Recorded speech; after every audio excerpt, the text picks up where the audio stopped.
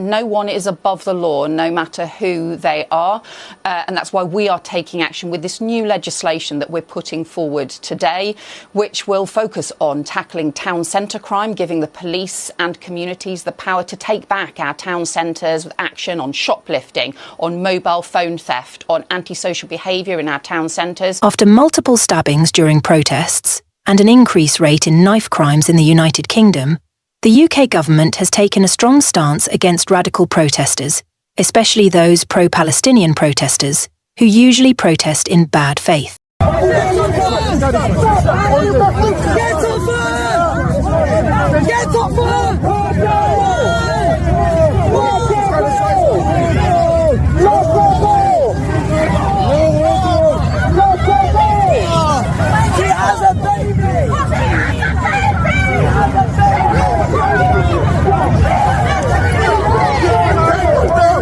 The government has also said they will be cracking on sales of knives both online and offline, and that nobody is above the law.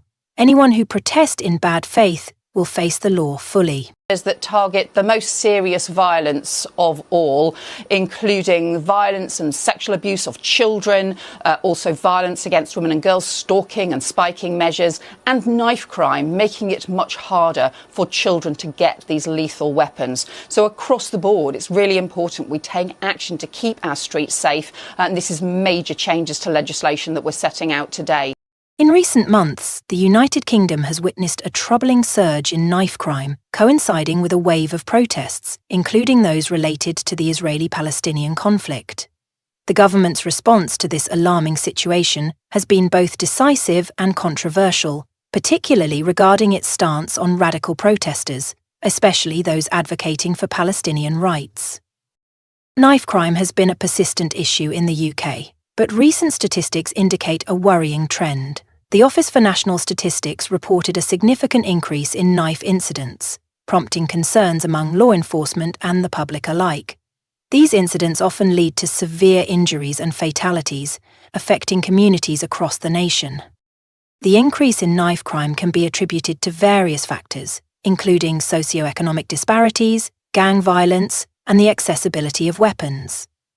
However, the government has noted a particular correlation between the rise in violent incidents and the frequency of protests, especially those that are deemed radical or disruptive. Protests have always been a means for citizens to express their opinions and advocate for change.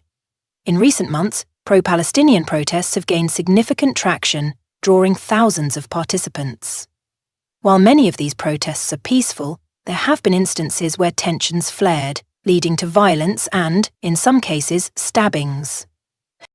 The government has expressed concern that certain factions within these protests are not merely advocating for a cause, but are engaging in bad faith actions, disrupting public order, inciting violence, and potentially endangering lives. This perception has led to a broader scrutiny of protest activities and the motivations behind them. In light of these developments, the UK government has taken a strong stance against radical protesters. Home Secretary Suella Braverman has emphasised that the government will not tolerate violence or intimidation in any form.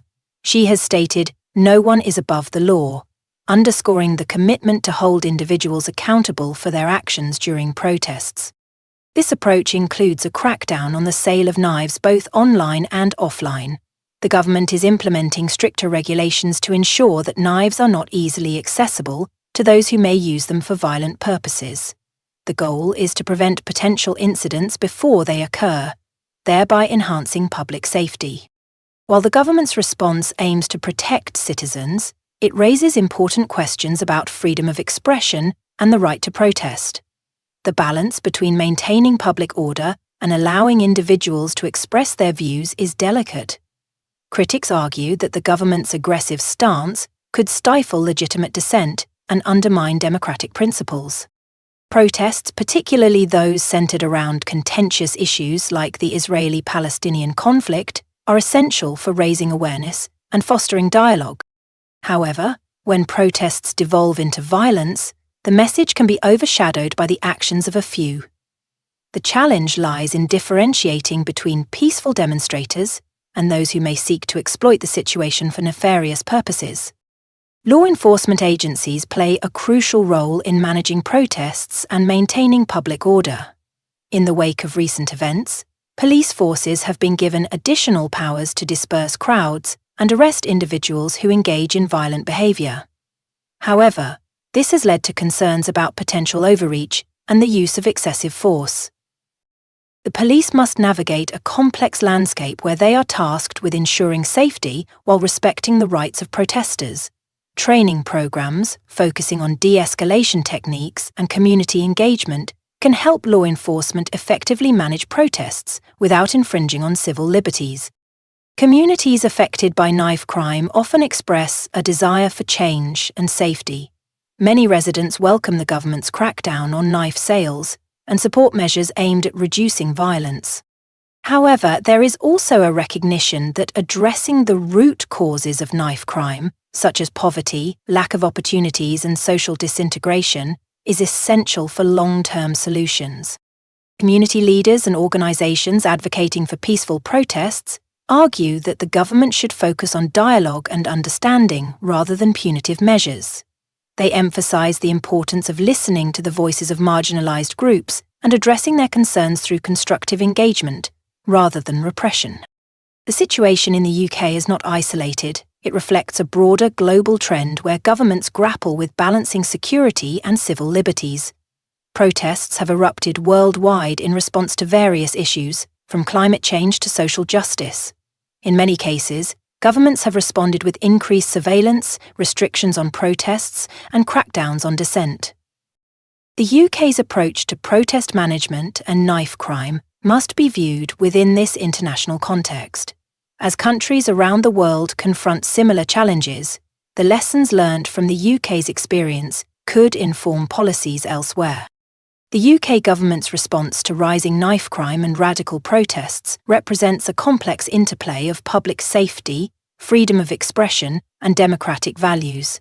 As the government seeks to impose stricter regulations on knife sales and crack down on violent protests, it must also consider the implications for civil liberties and the right to dissent. Finding a balance that ensures public safety while respecting individual rights is crucial. Engaging in open dialogue with communities, addressing the root causes of violence, and fostering an environment where peaceful protest can thrive are essential steps toward a more just society. As the UK navigates these challenges, the actions taken today will shape the future of protest, public safety, and the rule of law in the nation.